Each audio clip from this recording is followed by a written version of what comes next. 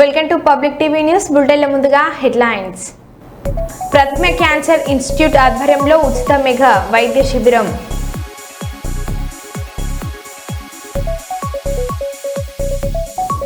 భారీ కొండ చిల్వను హతమార్చిన యువకులు.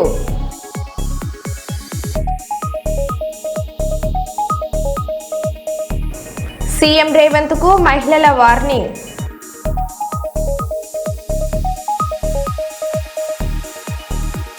తల్లిని గొంతు కోసి దారుణంగా చంపిన కొడుకు కోడలు అరెస్ట్.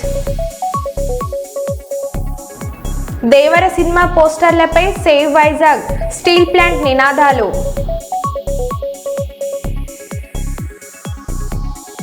అక్రమ నిర్మాణాల కూల్చివేతలో అపశృతి.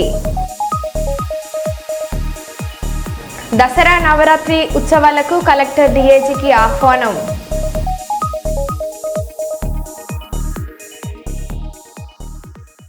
ఇక వివరాల్లోకి వెళ్తే,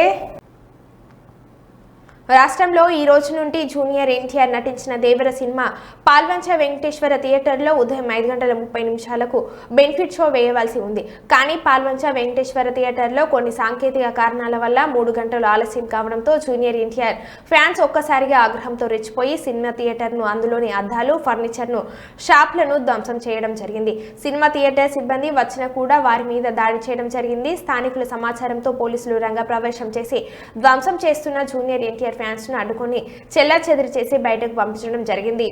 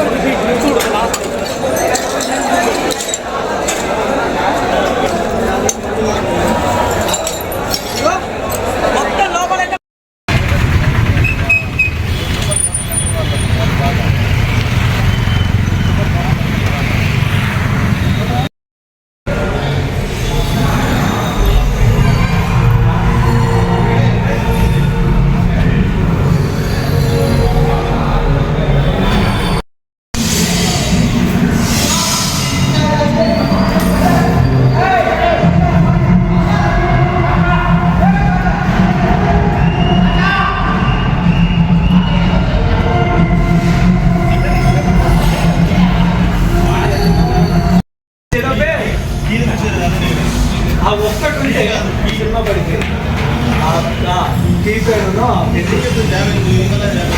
మనం అప్పుడు అడిగా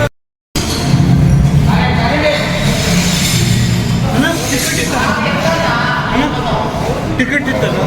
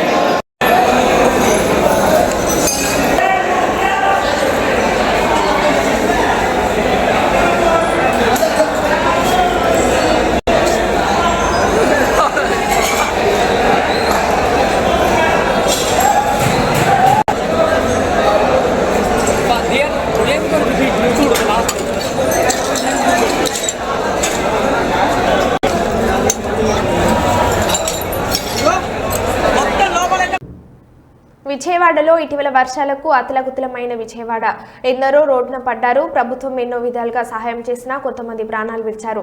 అయినా రాష్ట్ర ప్రభుత్వం అహర్నిశలు రాత్రి ప్రగలు అనే తేడా లేకుండా బాధితులకు అండగా ఉంటూ ఆయా నియోజకవర్గం ఎమ్మెల్యేలు మంత్రులు సహాయం చేయడం, ప్రముఖ కంపెనీలు, సినీ హీరోలు, స్కూల్స్ ఇలా ప్రతి ఒక్కరూ ముఖ్యమంత్రి చంద్రబాబుకి పిలుపు ఇచ్చి ముందుకు వచ్చారు. వారు విరాళాలు ఇచ్చి ఆదుకున్నారు. ఇప్పుడు ఇంటికో పుష్పం శివునికో మాల అన్నట్లుగా అలా మొదలై ఇలా వరద బాధితులకు సహాయ నిధికి 400 కోట్లు వచ్చాయి. ఈ విషయంపై ముఖ్యమంత్రి చంద్రబాబు స్పందించి ఎప్పుడు లేని విధంగా రికార్డు స్థాయిలో దాతలు ముందుకు వచ్చి సహాయం చేయడం మొదటిసారి అని, ప్రతి ఒక్కరికి పేరు పేరున ధన్యవాదాలు అని అన్నారు. వరద బాధితుల అకౌంట్లో ఇప్పటికే 25,000 రూపాయలు ప్రభుత్వం పంపించినట్లు తెలియజేశారు. అమెరికాలో పనిచేసే వాళ్ళు ఇంటి వాళ్ళకి చెప్పి మీరు డైరెక్ట్ గా నేరుగా తీసుకుపోయి డబ్బులు ఇమ్మని చెప్పి వచ్చారు. ఇంట్లో కొంతమంది నడవలేకపోతే నువ్వే వెళ్లి నా పేరు చెప్పి ఇమ్మని చెప్పి చెక్కులు పంపించారు. ఇది ఒక వినూత్నమైన అనుభవం. అది ఒకరిని కాదు, చిన్న పెద్ద అని కాదు, పిల్లలు చదువుకుంటూ 5 రూపాయలు 10 రూపాయలు కలెక్ట్ చేసి ఓ స్కూల్ కి ఎంత కలెక్ట్ చేసి తీసుకొచ్చారు ఉండి మారిగా పెట్టి. నేను అడిగాను వాళ్ళని, ఏంటంటే ఈ విపత్తు వచ్చినప్పుడు నేను కూడా నా సాటి ప్రజలకు ఇబ్బంది వచ్చినప్పుడు సహాయపడాలని చేశామని చెప్పి అన్నారు. వాళ్ళ పిల్లలు దాచుకున్న డబ్బులన్నీ ఇచ్చేశారు. ఇలాంటి వినూత్నమైనటువంటి ఆలోచనలు వచ్చాయి. స్ఫూర్తిదాయకంగా ప్రవర్తించారు. వాళ్ళందరినీ పేరు పేరున మనస్ఫూర్తిగా మరొక్కసారి ధన్యవాదాలు. దీనివల్ల ఒక న్యూ మూమెంటం కోసం దారితీసింది. ఎలాంటి విపత్తు అయినా సరే మనం గాని సంఘటితంగా ఎదుర్కొంటే ఏదైనా చేయగలుగుతాం అనే ఒక నమ్మకాన్ని ఇచ్చారు. జరిగింది 7,600 కోట్ల రూపాయల నష్టం. మనం ఇచ్చింది ఇక్కడ ఇవన్నీ కూడా రైతులకి, ఇక్కడ ఉండే వాళ్ళకందరికి ఇచ్చింది 602 కోట్లు ఇచ్చాం. ఈ రోజు రిలీజ్ చేస్తాం. ఇంకా కొంత అటు ఇటు అవుతుంది. కానీ 400 కోట్ల రూపాయలు దీంట్లో దాతలే ఇవ్వగలిగారనేది ఒక హిస్టారికల్. మొత్తం మన దగ్గర ఉండే డబ్బులన్నీ కూడా ఈరోజు రాష్ట్రంలో ప్రజలు కూడా అర్థమైంది. గవర్నమెంట్ ఒకటే కాదు, గడిచిన 5 సంవత్సరాల్లో ఈ గడిచిన పాలకులు చేసినటువంటి దోపిడీ గాని, విధ్వంసం గాని, ఖజానా ఖాళీ అయిపోవడం గాని అన్ని కూడా చూసిన తర్వాత వాళ్లే స్వచ్ఛందంగా ముందుకు వచ్చే పరిస్థితికి వచ్చారు. అదే మరి ఇంకొక పక్కన మీరు చూస్తే ఎప్పుడు చరిత్రలో కని విని ఎనుగరండి ప్యాకేజ్ ఇచ్చాం. ఆర్థిక వెసులుబాటు లేదు, కానీ కేంద్రంలో ఉండే డిజాస్టర్ ఫండ్ కూడా వాళ్ళు ఇచ్చే డబ్బులు కూడా అద్దులున్నాయి. కానీ ప్రాక్టికల్ గా ఉండాలనే ఉద్దేశంతో మనం ముందుకు పోయాం. తమకు చెందిన భూమిని తన బంధువులే కబ్జా చేసేందుకు ప్రయత్నిస్తున్నారని జ్యోతి ఆవేదన వ్యక్తం చేసింది. ఈ సందర్భంగా కుప్పం ఎంపీడీఓ కార్యాలయంలో నిర్వహించిన ప్రజా సమస్యల పరిష్కార వేదిక కార్యక్రమంలో జిల్లా కలెక్టర్కు అర్జీ అందజేసినట్లు స్పష్టం చేశారు. కుప్పం మున్సిపాలిటీ పరిధిలోని డీకేపల్లిలోని సర్వే నెంబర్ 1199/1 A3లో 83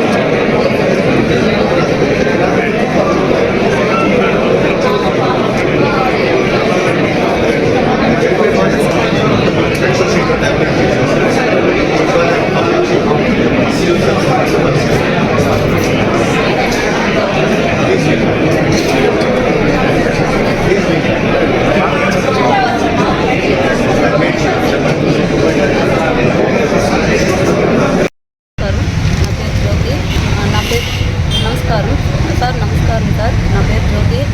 మేము కుప్పంలో ఉంటున్నాము. దళపతిపల్లి దగ్గర మాకు మా మామగారు కొద్ది భూమి ఇచ్చినారు. మేము మా ఆయన కూడా పుట్టిన వాళ్ళు 5 మంది అన్నదమ్ములు. వాళ్ళు ఏదో ఇంతవరకు మాకు ఏ సమస్య రాలేదు. ఇప్పుడు నేను మా ఆయన చనిపోయి 25 సంవత్సరాలు అయింది. ఏదో ఇప్పుడు నేను ఒంటరిదాను కాబట్టి ఏదో దాంతో ఇంతో ఒడ్లు నాటుకొని వ్యవసాయం చేసుకొని బతుకుంటామంటే ఇప్పుడు నా పర్మిషన్ లేకుండా నాకు రాళ్ళు నాటించి రోడ్డు వేసినారు. సర్వే ఎత్తుతాము మేము వాళ్ళు సర్వే ఎత్తినప్పుడు చెప్పినారు సర్వే ఎత్తుతా ఉండాము, మాది 10 సెంట్లు పోయింది అని. సరే నేను కూడా నా డౌట్ క్లియర్ చేసుకుంటాను, సర్వే ఎత్తుతాను.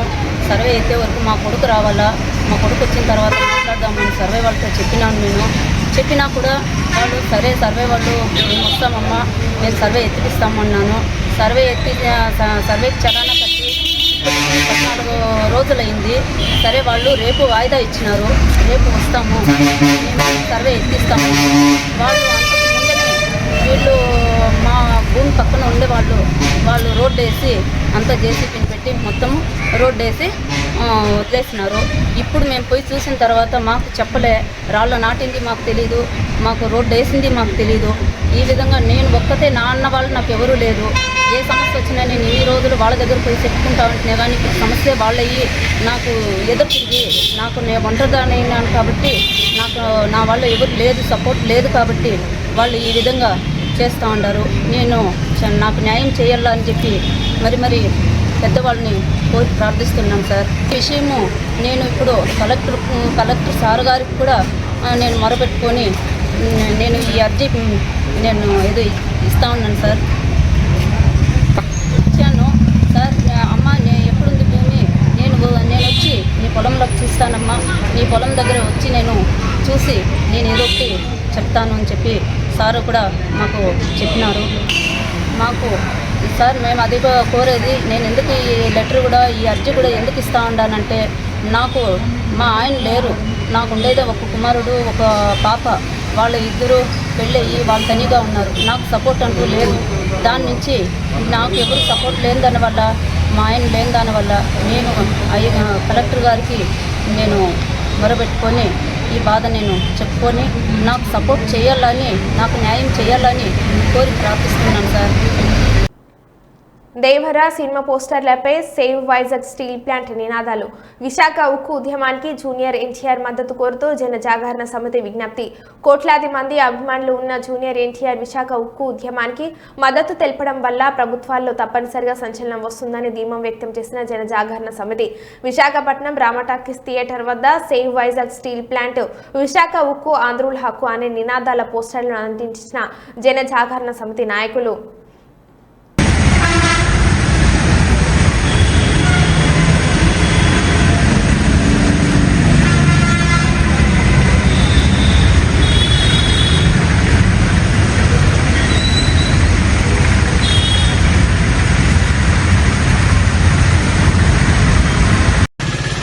తీవ్ర సంక్షోభంలో ఉన్న విశాఖ స్టీల్ ప్లాంట్ పరిరక్షణ కోసం 1300 రోజుల నుండి కార్మికులు ప్రజా సంఘాలు చేస్తున్న ఉద్యమానికి జూనియర్ ఎన్టీఆర్ గారు సంపూర్ణ మద్దతు ప్రకటించడం కోసం జనజాగరణ సమితి దేవర సినిమా పోస్టర్ల పైన save Vizag steel plant, Visakha ఉక్కు ఆంధ్రుల హక్కు అనే నినాదాల పోస్టర్లను అంటించి జూనియర్ ఎన్టీఆర్ గారికి విజ్ఞప్తి చేయడం జరుగుతుంది. కోట్లాది మంది అభిమానులున్న జూనియర్ ఎన్టీఆర్ గారు విశాఖ ఉక్కు ఉద్యమానికి మద్దతు తెలపడం వల్ల ప్రభుత్వాల్లో తప్పనిసరిగా చలనం వస్తుంది. 32 మంది ప్రాణత్యాగాలతో సాధించుకున్న విశాఖ స్టీల్ ప్లాంట్ అనేది తెలుగు ప్రజల ఆత్మగౌరవం. ప్రస్తుతం తెలుగు ప్రజల ఆత్మగౌరవం ఆపదలో ఉంది. జూనియర్ ఎన్టీఆర్ గారి అభిమానులు విశాఖ ఉక్కు ఉద్యమానికి సంపూర్ణ మద్దతు ప్రకటించి తెలుగు ప్రజల ఆత్మగౌరవాన్ని కాపాడాలని ఈ సందర్భంగా జూనియర్ ఎన్టీఆర్ అభిమానులకు విజ్ఞప్తి చేస్తున్నాను.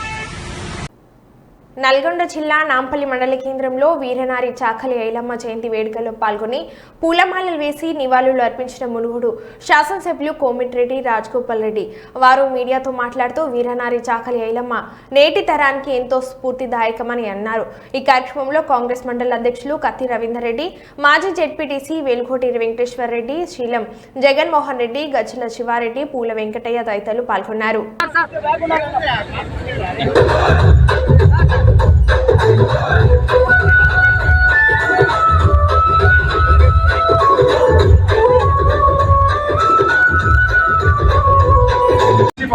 దాదాపు 2 కోట్ల రూపాయలతో సీసీ రోడ్లు, డ్రైనేజ్ కూడా స్టార్ట్ చేస్తున్నాం.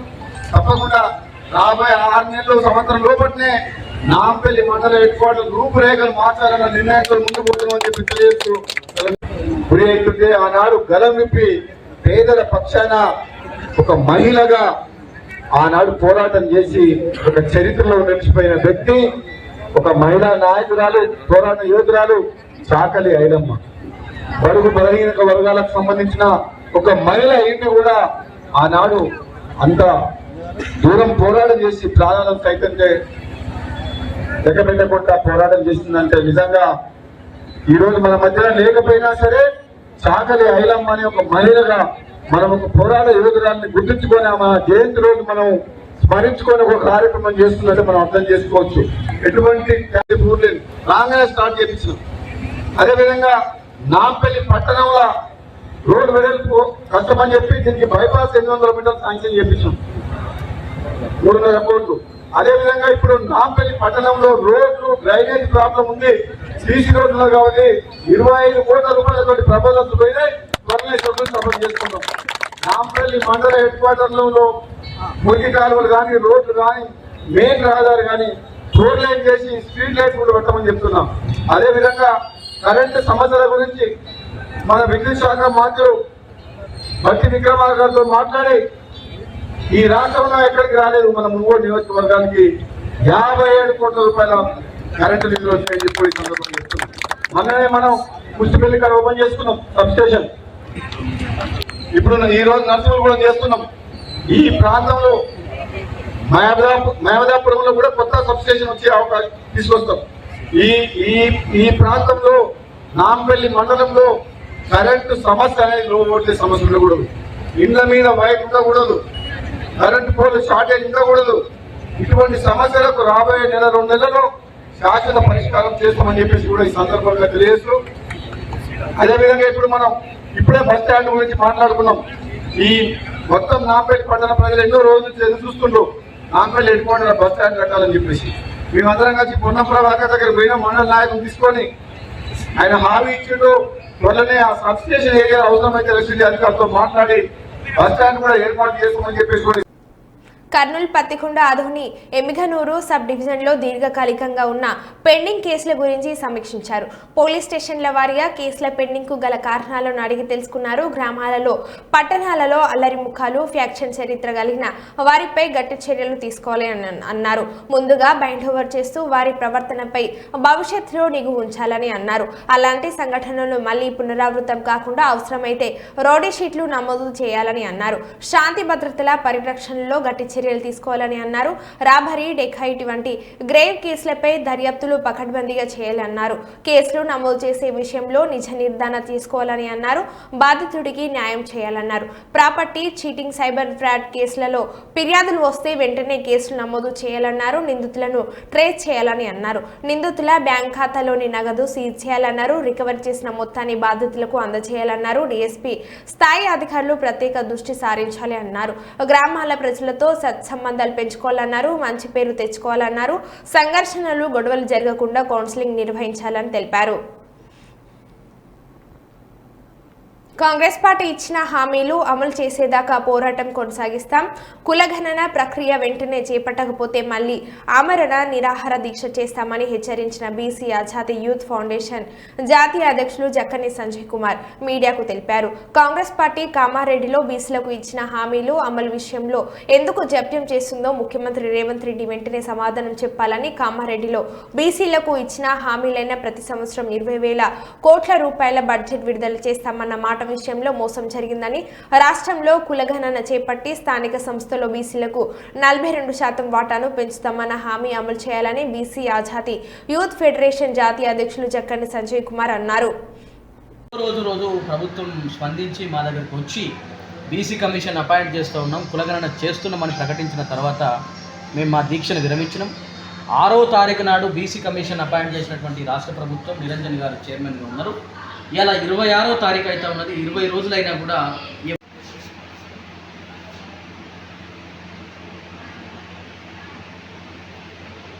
జాతీయ బీసీ విద్యార్థి సంఘం కరీంనగర్ జిల్లా అధ్యక్షునిగా అనిల్ యాదవ్ నా పేరు. బీసీలకు అందవలసినటువంటి హక్కుల గురించి కానీ, రిజర్వేషన్ గురించి కానీ, కామారెడ్డి బీసీ డిక్లరేషన్ గురించి కానీ, అనేకమైనటువంటి హక్కుల గురించి బీసీ ఆజాదీ యూత్ ఫెడరేషన్ జాతీయ అధ్యక్షులు జక్కని సంజయ్ కుమార్ గారు ఆమరణ నిరాహార దీక్ష చేయడం జరిగింది.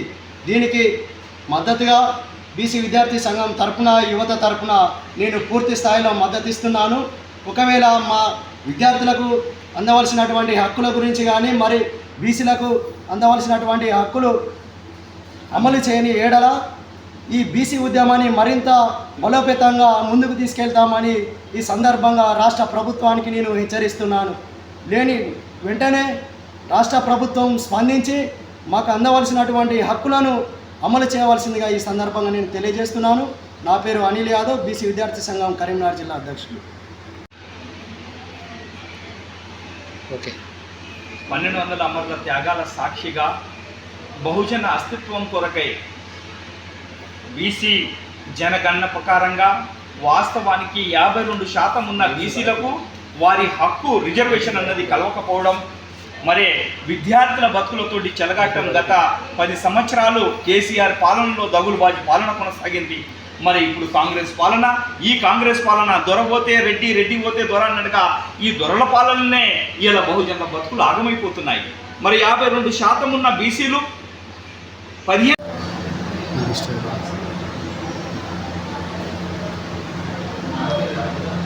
తెలంగాణ రాష్ట్ర ప్రజలందరికీ కూడా సామాజిక ఉద్యమ వందనాలు తెలియజేస్తూ, ఉద్యమాల పురిటిగడ్డ కరీంనగర్ జిల్లాలో ఈరోజు బీసీ ఆజాదీ యూత్ ఫెడరేషన్ ఆధ్వర్యంలో ఈ యొక్క పాత్రికేయ పెద్దల సమావేశం నిర్వహించడం జరుగుతున్నది.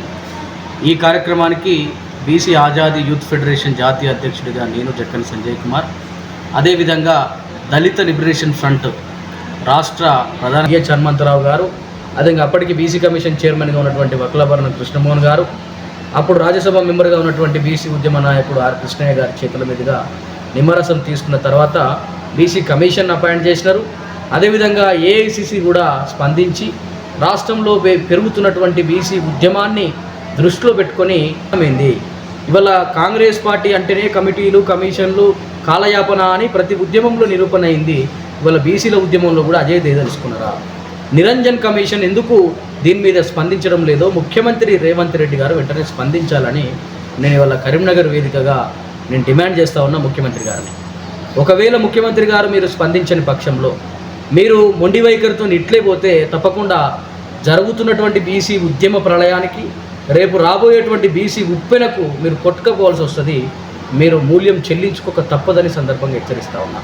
తప్పకుండా కూడా గౌరవ ముఖ్యమంత్రి గారు మీరు మీ యొక్క మొండి వైఖరి అవసరం లేదు. ఎందుకంటే మీరు ముఖ్యమంత్రి అయిన తర్వాత కమిషన్ చైర్మన్లు, కార్పొరేషన్ చైర్మన్లు, కార్పొరేట్ పదవులు, అదేవిధంగా మరో బులెటిన్లో మళ్ళీ కలుద్దాం. Stay tune.